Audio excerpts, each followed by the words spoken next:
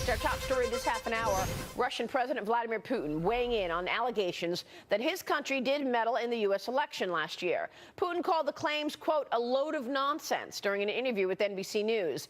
He then went on to accuse the U.S. of meddling. Watch. The United States, everywhere, all over the world, actively interferes with the electoral campaigns of other countries.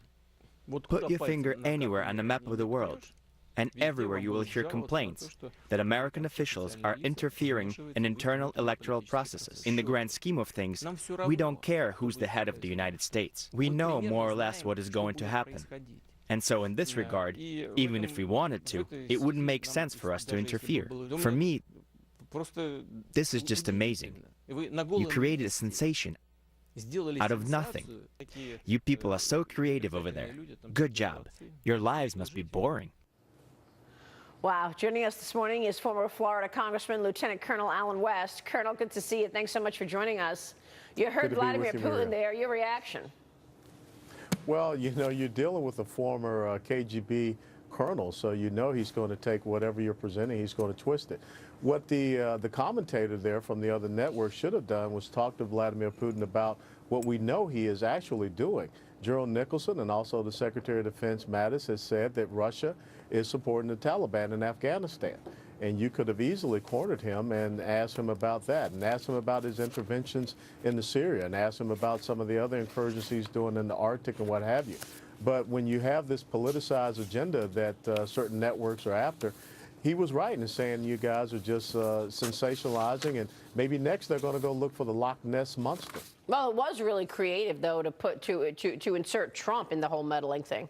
That was very creative on the Dems' part, I have to say. I mean, and they've gotten that narrative, and they've written it hard. Well, Maria, as the colonel said. Yeah, but the interesting thing about this is, remember when Barack Obama was meddling in the Israeli elections with Prime Minister Netanyahu? Yeah, right. And they used State Department taxpayer dollars. And just recently we had Obama meddling in the French elections, you know, making a video in support of Macron. So, you know, Vladimir Putin, once again, he understands how to checkmate you.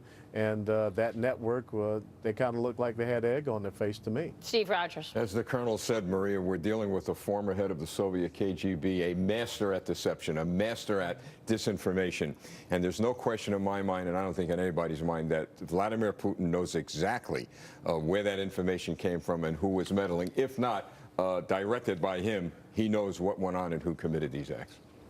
Thoughts? This was one of our guests last week on the show said disinformation. That's what they do there. Here at home, go ahead, Mike. I was going to say, you know, you have Putin on, and whether he said he did or didn't do it, I think people would have. You have to question what his motives are and whether or not he's telling the truth anyway. So to put him up there to say he did get involved or he didn't get involved, right. I don't really see what the difference. You aren't going to get a real answer. Exactly. Right. Yeah.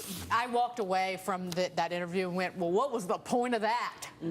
Quite frankly. Yeah. If he's going to sit there and deny everything and spin it back and make it about the American people being obsessed with him in Russia, it was a head shaker. Colonel, back at home, President Trump expected to make a new push now for infrastructure investment, including a push to privatize air traffic control across the country.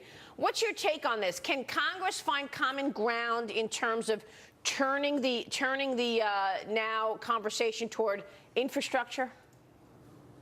Well, this is something that they should have done early on, and we've had this discussion before.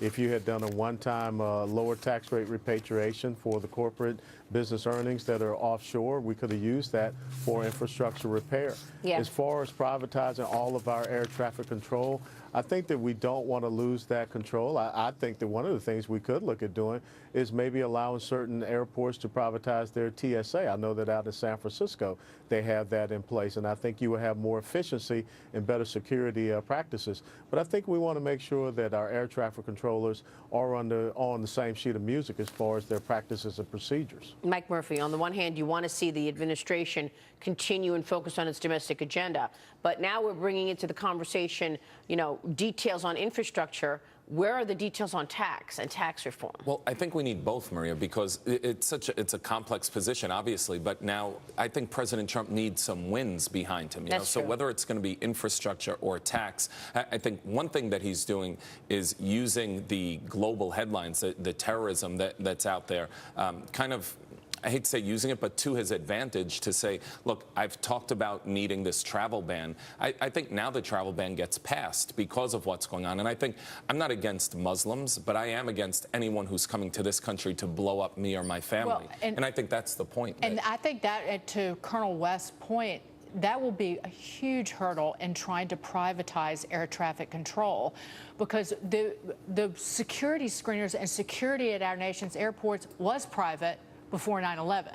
It was George Bush, President Bush, who privatized it was one of the biggest nationalizations that we've had in modern history, who nationalized, turned the airport security officers into government workers. So now to make the argument that air traffic control ought to be privatized and taken out of the hands of the FAA, that's going to be a long slog. What do you think about that, Colonel? No, I think she's absolutely right. And I think that if you're talking about having a win, I think look at what we can do with the TSA. But one of the things that President Trump has to do, I think he needs to have a primetime address to the American people on his national security policy and his vision. We need to understand what is the Trump doctrine. You cannot do policy by 140 characters. And if the American people could understand these 6 countries that he's talking about, if they could understand that the Manchester bomber had just come back from one of those countries that are listed in this temporary travel halt, a travel ban, and that is Libya. We have a serious problem with people going back and forth, traveling and transiting, and we need to be able to block that. And incredibly so, Theresa May used to be the Home Secretary, and she was against any type of restrictions on this free and open travel. Now look at what she has created in her own country. And you know, Colonel, you bring up a very good point. The president needs to address the nation to get the story straight. Yeah. Yeah, well, he we'll has see. to, especially on national security. All right, we will be watching that. Maybe he will. Colonel Alan West, good to see you, sir. Thanks very much. My pleasure. Coming up, Thank you. Tim Cook kicks off